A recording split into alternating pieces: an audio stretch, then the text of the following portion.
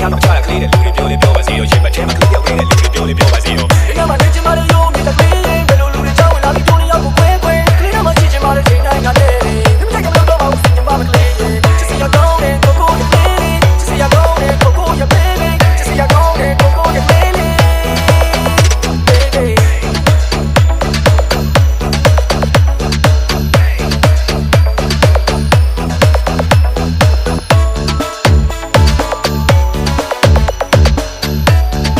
DJ M